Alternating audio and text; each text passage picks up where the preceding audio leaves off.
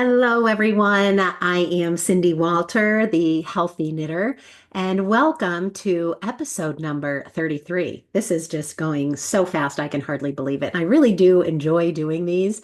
I want to take it next level. I've talked to you about that, and I have an appointment at the Apple store because my laptop computer died when I was in Taiwan for my son's wedding. And so now might be the perfect time to figure out what do I need moving forward to really produce a better video versus what I'm doing now, which is not editing, just going live. If I screw up and fumble, it is what it is. But if I wanted to maybe add music to these, add links, add things that you can click on, patterns, etc., and take this a little next level, what would that entail? I'd love to do that without it adding a lot of stress to my life. So we'll see how my appointment goes today, but I'm so excited to be with you and welcome back if you are a returning viewer, and welcome if you're finding me for the very first time. I'm so excited to be here. And what I'm going to talk about today, I've got a bunch of things. I'm going to share some projects I've been working on with you, something brand new that could become a very slippery slope, but I'm very excited about. And I've got a lot. So let's get started. I'm going to title this, Should a Knitter Learn to Sew? Should a knitter learn to sew? And I had a sewing machine. I could kick myself for getting rid of it. When I was first married, and I was just a couple years into my marriage. I moved from New Hampshire with my husband to Ohio. And one of my very first friends I met, her name was Kelly Schnicker, and she was a great sewer. And I bought a sewing machine and she taught me to sew. And we made these, there was one thing I made with her, and they were cute jumpers. Back then, they were very popular. And I sold Longaberger baskets back then. I was a stay-at-home mom after that. Actually, it's before I even had babies, I was selling Longaberger. And so we made these cute jumpers and they had baskets all over them. Darling. And I wore them for the next 10 years to my different events I would do, conferences and things like that. And I got rid of the jumpers. And then I got so busy when I had four kids in 7 years that I didn't touch a sewing machine ever again. So I finally got rid of it when I was doing a deep clean in the spring. I love to go through each room and get rid of things. And I got rid of it. And those of you that are sewers are probably like, oh, why would you ever do that? It had the little discs in it. It had a nice hard case. It was a decent one. It wasn't like super fancy, but it was a decent one. Anyway, last year, when I started really watching knitting podcasts and getting it into myself, I saw so many knitters making their own trousers, dress slacks to go with their hand knitted sweaters. And I thought, ooh, that would be really, really fun. And then I started kicking myself for selling my Singer sewing machine. And so, long story short, I was planning on a very basic gift for my kids last year. We do new Christmas jammies every Christmas Eve. The girls will pick out something they like, and then we all buy matching jammies. And it's just been something we've done forever. And last year I was like, I'm going to make their Christmas jammies. And I have my friend that Jessica that owns the pin drop shop, and she teaches sewing classes and has a gazillion sewing machines at her shop. So I thought I could go there. My good friend Bonnie, who also works with me in my health and wellness business, she is an amazing sewer. So I have a couple options for people to teach me. So that was my plan last year. Well, the year got away from me and it just never happened. So when I came home from this trip to Taiwan and heard the horrible news that Joann Fabrics is closing, I was just so sad about that. I have bought pretty much all my crafting needs for the last 25 years locally at our Joann's store. So I went in last week, and one of the ladies that sings in our church choir with us has worked at that store for 22 years, and she happened to be there that day. And God love her, she spent an hour and a half with me, and I did not have any intention of buying a sewing machine while I was there. I was actually looking for maybe some higher quality yarn for knitting, just to see if they had any books that I might want or patterns. I'm pretty well stocked on knitting needles and things, but I just wanted to look. And then I was specifically looking for something to organize my patterns in. That's really what I wanted, which I ended up going to Staples for. But I spent an hour and a half with Sue, ended up walking out with a sewing machine and enough fabric to make 5 pairs of jammies for Christmas, because of course I have to have one too. And then I bought 2 other fabrics to make the slacks that I saw on someone else's podcast that I thought would be really pretty to make for all of my sweaters. So I've gone down the slippery slope. So I'll go right into projects first, and then I want to share with you a couple tips that I have recently learned that you probably already know, but maybe you're a beginner, or maybe you don't have a lot of experience knitting, that maybe one of these 3 tips I'm going to give you might be very helpful for you. And then I will go through all of my projects, but I'll show you my sewing project first. So, long story short, we vacation in northern Michigan, and they are known for their cherries. And my girls love cherry anything. I've bought them cherry bandanas, earrings, different things over the years. We love all things cherry. So I thought if I could find really pretty cherry, I was specific about what I wanted. Fleece, soft, comfortable fabric for pants. That's what I would do. And then I'd buy a long sleeve red top to go with it. So we made the size large. It took 5 hours to make one. Bonnie, God love her, was so wonderful and patient and kind with me. We had a couple issues with the sewing machine, but it worked out wonderfully. We made a large, and unfortunately, I think we both missed the fact that it was a unisex pattern. So I like roomy jammies. So I'm usually a medium, size 8 to 10, but I wanted a large pant. And I wanted to do mine first to then gauge the sizes for my daughters. Jenna's about the same size as me, and then the other 2 are a little smaller. So then I'd go down a size. So I was thinking Jenna and I would be large, and Katie would probably, I don't know, we do medium and smalls. So we make the large, and it was just gigantic. I mean, I'm not kidding. When I held the pants up, they were like this wide. So we did a lot of maneuvering and adjusting. And when it was all said and done, just look at these. Are they the cutest thing? Oh my gosh, they're just darling. So I bought red cording for the girls. That's coming today. So when I make theirs, they'll have red, and I might change mine out too because I just think that'll pop better. And I'm going to buy a cute red top to go with them, but they are just adorable. And I had so much fun with this. Like, only you guys could understand how much joy this brought me. I mean, my husband kept saying, "Are you ever going to let Bonnie go home?" And I'm like, "Bonnie, you can go. I just tell me what to do and I'll do it." And she stayed with me to the bitter end. And oh, it was so much fun. And I'm glad I made the first pair for myself because, oh gosh, I pricked my finger, and before I knew it, I was dripping blood on the pattern, and I got a little bit on on my pants. And any mistakes I made, I wanted them to be on mine. I wanted this to be the learning pair. And this is what I do with all my knitting projects too. I typically make multiple of anything I do. I keep the first one for myself because I get better after I practice a little bit, which I'm sure you do too. So anyway, that was so much fun, and I can't wait to make the other 4 pairs. And we figured out size wise, we're gonna have to do things a little bit differently. I'm gonna take a quick sip of my coffee.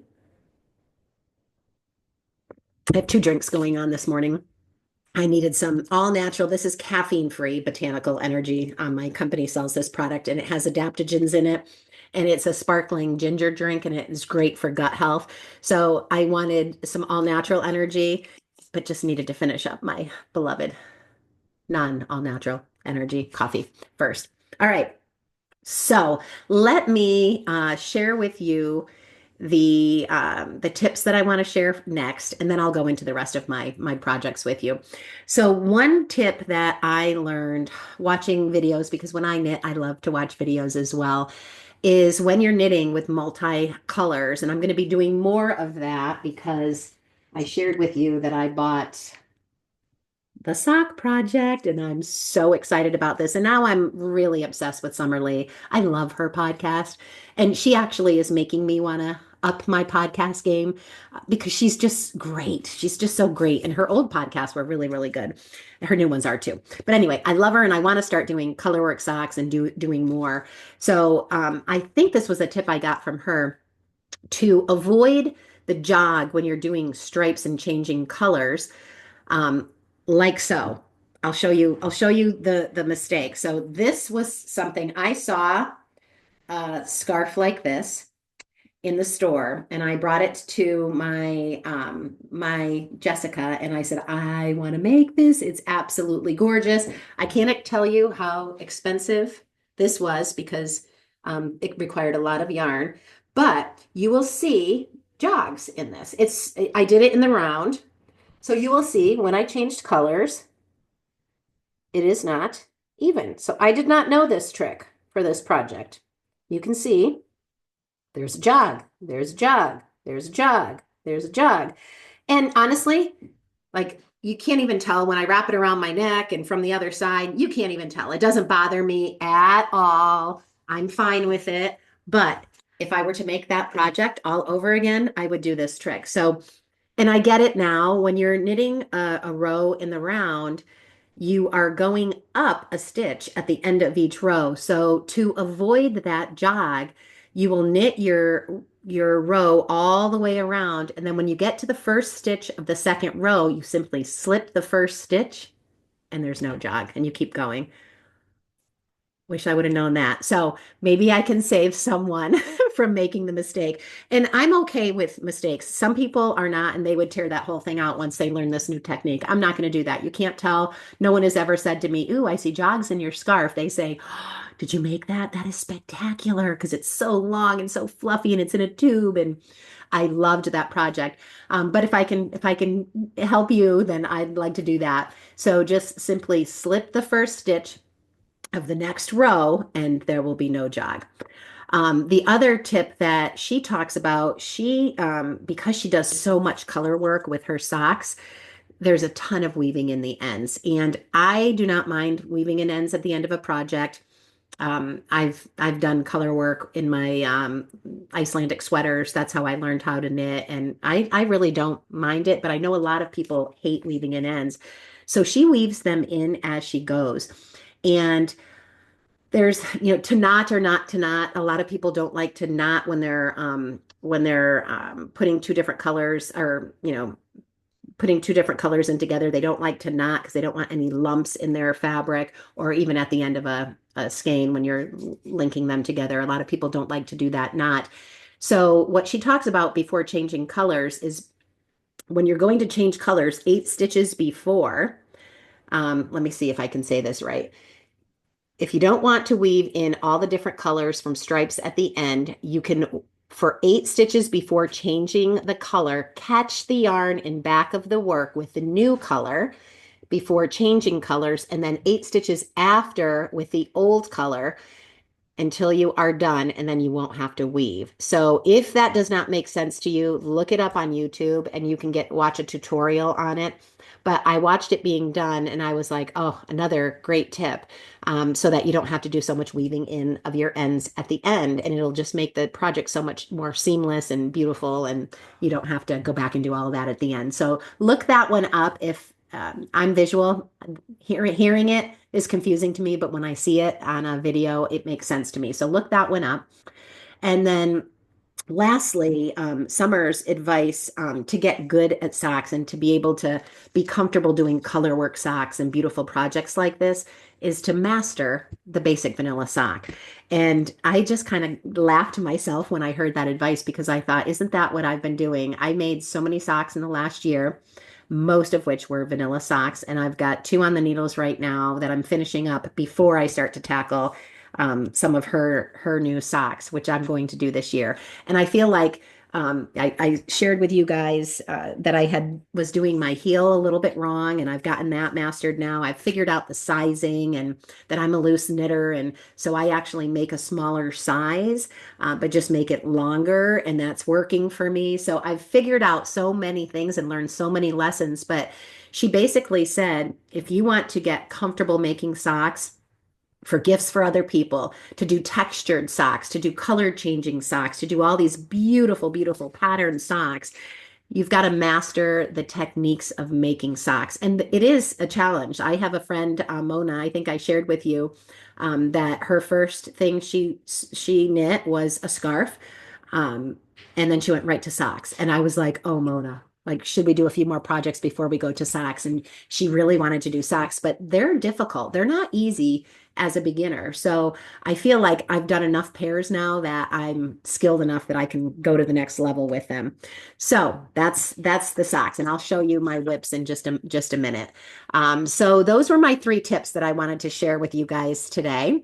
I will type them in the description notes, as well as all of my platforms and how you can connect with me, my website, where I am on Instagram and Facebook, Pinterest, LinkedIn. I'm all on all the platforms, so I will share that in the notes below as well. And then I want to do a couple finished projects with you first, and then we'll go into some whips. So you can see what I'm wearing. My go-to vest by Brenda Lom in Juniper Moon Farm. And oh, no, no, that was my pink one in rose quartz. That was my pink one. Oh, shoot. This is Blue Sky Fiber Woolstock North, super bulky. That's what this is. And I absolutely love this vest. So the pink one was a lighter material. It was still considered bulky, but this was much denser. And when I went and blocked them, the pink one dried in less than a day. This took 3 days to dry. It was much thicker and denser.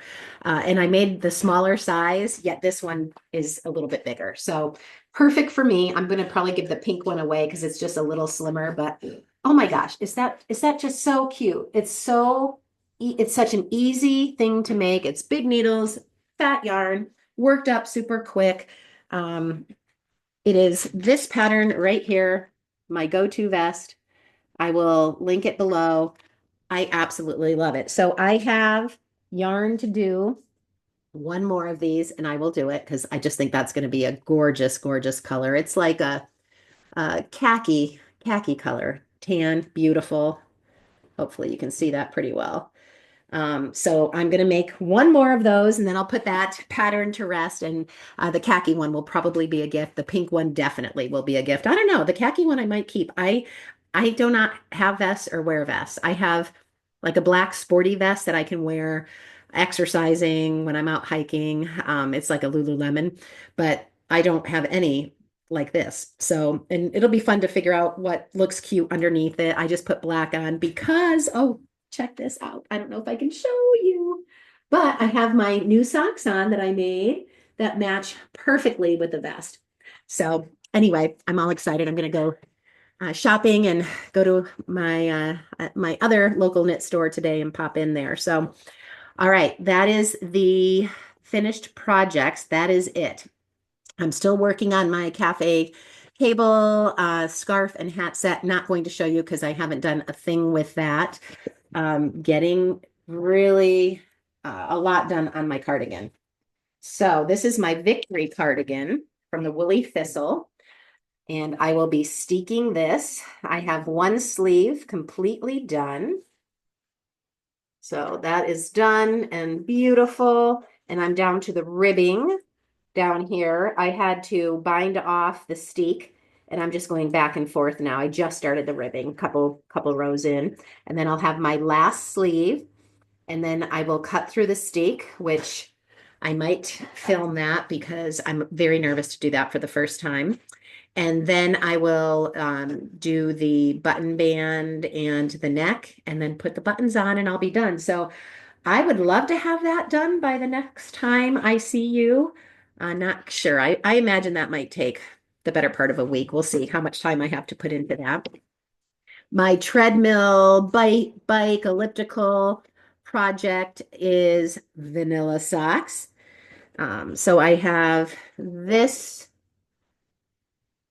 beautiful pair, and this is the color Riverbank. It is Symphony hand-dyed yarn, vanilla socks. I did the proper heel flap by knitting and slipping each stitch.